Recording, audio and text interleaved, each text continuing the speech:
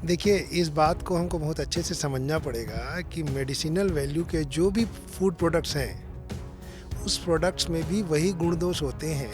Human body में जो एक ट्रांसक्रिप्शनल फैक्टर होता है जिसको बोलते हैं NRF2, उस पे जाके एक्ट करता है और हमारी इम्यूनिटी को बढ़ाता है। तो कैंसर के लिए अभी हम इसीलिए हम इसको कह रहे हैं इम्यूनो बूस्टर, और कैंसर रिप्रेजेंट सेल।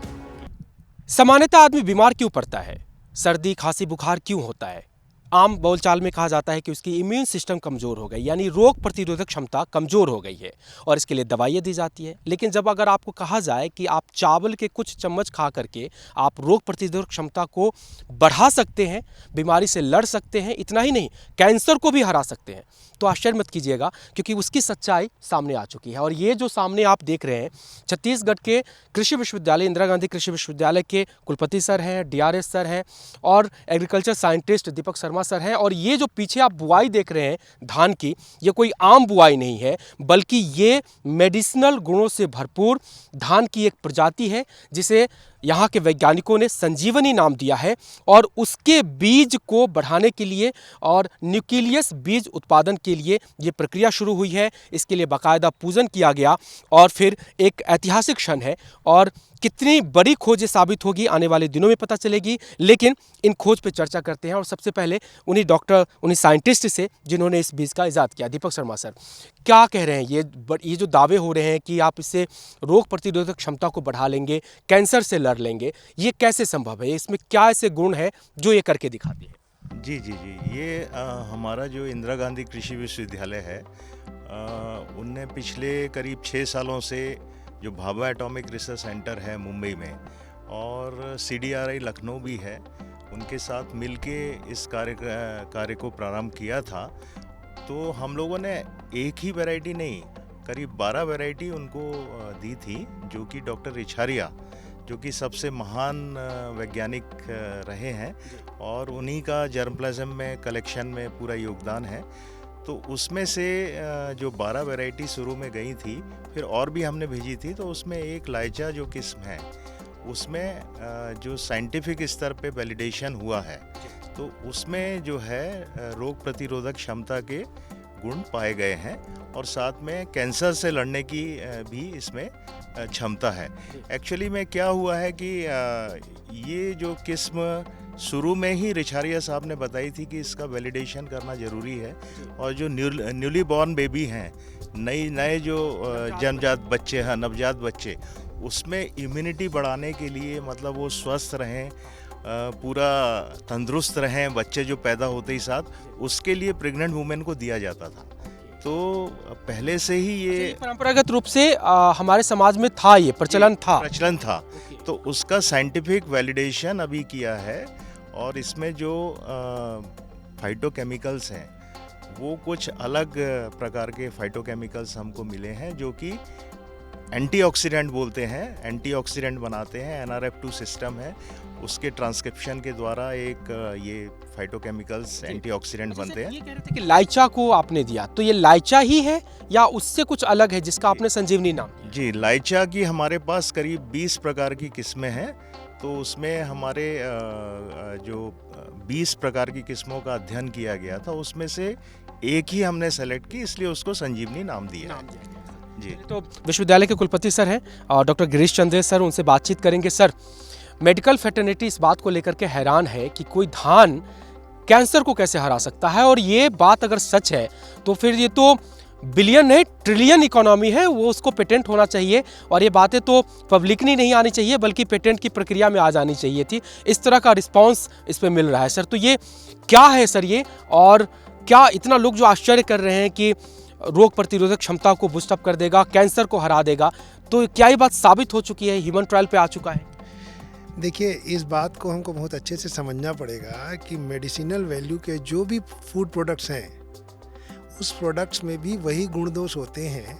और जैसे अभी दीपक जी ने आपको बताया कि नॉर्मल चावल से इसमें 231 प्रकार के फाइटोकेमिकल अलग हैं, एक बात। और उन 231 में थे 7 ऐसे फाइटोकेमिकल्स हैं जो कि नॉन बायो फाइटोकेमिकल्स हैं, और वो ह्यूमन बॉडी में जो एक ट्रांसक्रिप्शनल फैक्टर होता है जिसको बोलते हैं NRF2, उस पे जाके एक्ट करता है और हमारी इम्यूनिटी को बढ़ाता है। तो इम्यूनिटी बढ़ाने के लिए जो बाज़ार में आज दवाई है वो भी उसी NRF2 फैक्टर पे जाके ही हमारी इम्यूनिटी को बढ़ाते हैं। तो इसका मतलब है कि चावल में वो बायोमॉलिक्यूल है जो कि NRF2 एक्टिविटी को बढ़ाता है और हमारी प्रतिरोधक क्षमता बढ़ती है। तो ये तो हुआ ना इम्यूनो बूस्टर के नाम से हम इस वैरायटी को रिलीज़ कर रहे हैं। फिर दूसरा जो सवाल है आपका कि क्या इसको हम पेटेंट कर सकते हैं।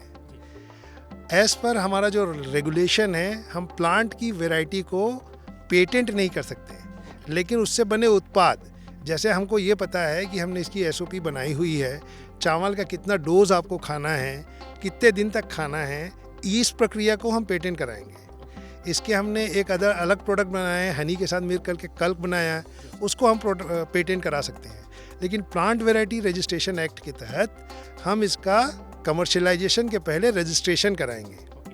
तो कोई भी किसान अगर चाहे तो इस वैरायटी को लगा के अपने खाने के लिए लगा सकता है, लेकिन अगर वो उसका व्यावसायिक उत्पादन करेगा तो उसको हमको रॉयल्टी देनी पड़ेगी। तो बायोलॉजिकल मटेरियल के लिए प्लांट PVPFRA एक्ट बोलते हैं, उसके तहत इसका हम रजिस्ट्रेशन कराएंगे। और ये कैंसर को कैसे हराता है? कैंसर के लिए मैं एक बातें कहूँगा कि प्रारंभिक स्तर पर ब्रेस्ट कैंसर की 3 सेल लाइन होती हैं। उन सेल लाइन पे हमने आर्टिफिशियली उनको ग्रो करके इससे ट्रीट करके देखा है। तो इससे जब हम ट्रीट करते हैं तो सेल लाइन में जो ट्यूमर ग्रोथ है उसकी रेट को ये रिस्ट्रिक्ट करता है। इसका मतलब है कि रेट ऑफ मल्टीप्लिकेशन ऑफ जो सेल है उसको ये रिस्ट्रिक्ट करता है। तो ये तो लैब की बात हो गई। ये ऐसा ह्यूमन बीइंग में भी करेगा। तो कैंसर के लिए अभी हम इसीलिए हम इसको कह रहे हैं इम्यूनो बूस्टर और कैंसर रिप्रेजेंट सेल। तो ये कैंसर के सेल लाइन की जो ग्रोथ है उसको चोक कर देता है। तो अगर मान लीजिए आज आपके पास एक गांठ का एक साइज है, वो आगे नहीं बढ़ेगा, लेकिन ये उसको किल नहीं करेगा। ये एक बात हुई। दूसरा बात ये है कि इस वैरायटी को खाने से अभी जो कैंसर रिसर्च में होता है कीमोथेरेपी होती है। तो जैसे ही आप कीमोथेरेपी करते हैं तो ह्यूमन बॉडी की इम्यून लेवल है बहुत लो हो जाती है, तो इम्यूनो कम्प्रोमाइज़ हो जाते हैं। अगर ये चावल को वो खाएंगे तो ये अपने तरीके का फूड सप्लीमेंट होगा, या इससे बने उत्पाद को अगर खाएंगे तो फूड सप्लीमेंट होगा। तो चाहे आप दवाई से खा के इम्यून को बढ़ा लें या इससे।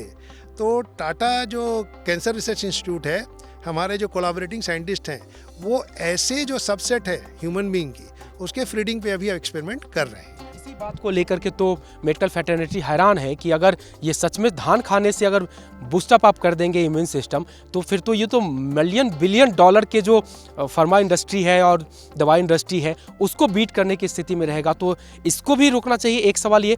और दूसरा कि क्या छत्तीसगढ़ की ये पहली खोज है या दुनिया में कहीं ऐसी प्रजाति है जो ऑलरेडी इन गुणों से भरपूर है और उसका इस्तेमाल हो रहा है? जैसे कि अभी आपको दीपक जी ने भी बताया, ये वैरायटी हमारे छत्तीसगढ़ के बस्तर जिले में आज से 70 के दशक में डॉक्टर RH रिछारिया ने वहाँ से करीब 20 से 25 इस नाम की वैरायटी को लाया था। उस 20-25 वैरायटी में से यही एक वैरायटी निकली है जिसका जब हमने वैज्ञानिक आधार ढूंढा तो जिसमें सबसे ज़्यादा मिला और उसके डोज बनाए। तो ये अपनी तरह से पहली मेरे ख्याल से इंडस्ट्रियल वैरायटी है जो देश में ही नहीं विदेशों में भी शायद इस तरीके का कोई रिसर्च नहीं हुआ है। तो इसको इंडस्ट्रियल वैरायटी के नाम से हम करेंगे।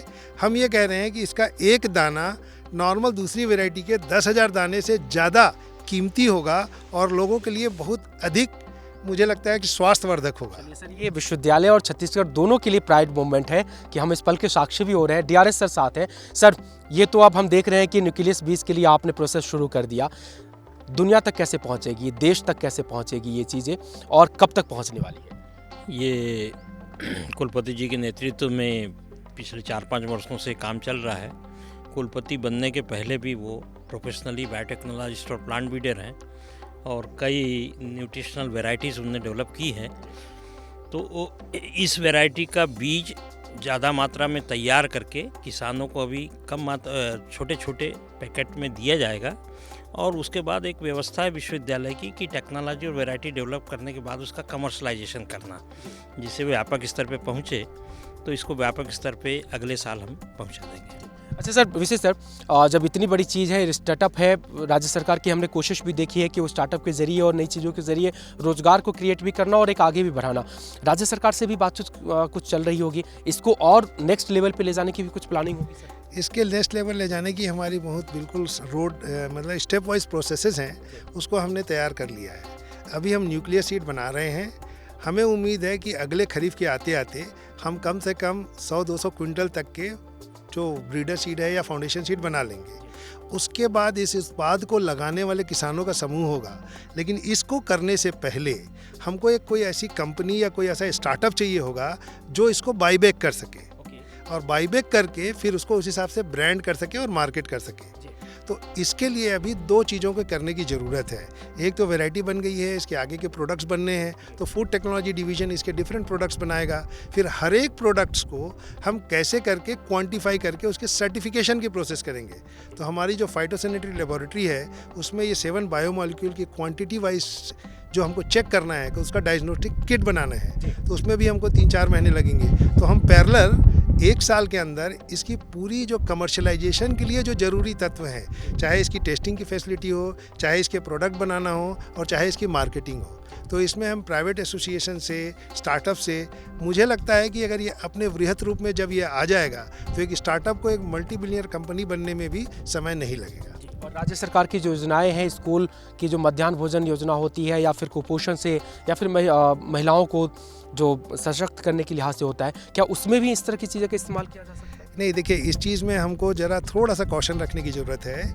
इसमें चूँकि हम मेडिसिनल वैल्यू है इसकी, तो हम जो हमारे जो मितानिन प्रोग्राम के लोग हैं या जो डॉक्टर्स हैं या पब्लिक एट में, हमको एक अवेयरनेस बनाना पड़ेगा। इस चावल को रोज़ बना के खाने से फ़ायदा डिज़ायर्ड नहीं होगा। इसको जब हो कफ कोल्ड की संभावना हो आपको, तो उसका डोज फिक्स करके 10 दिन का हमने एक साइकिल बनाया हुआ है, वैसे खाएंगे। उसी तरीके से जो मितानिन या कम्युनिटी बेस्ड मेडिसिन के जो लोग हैं उनको हम पूरी जानकारी ट्रांसफ़र करेंगे और उसके साथ फिर इसको हम एक डोज के रूप में देंगे। जी सर, कुछ कहना चाह रहे हैं? एक्चुअली में ये पहली वैरायटी है।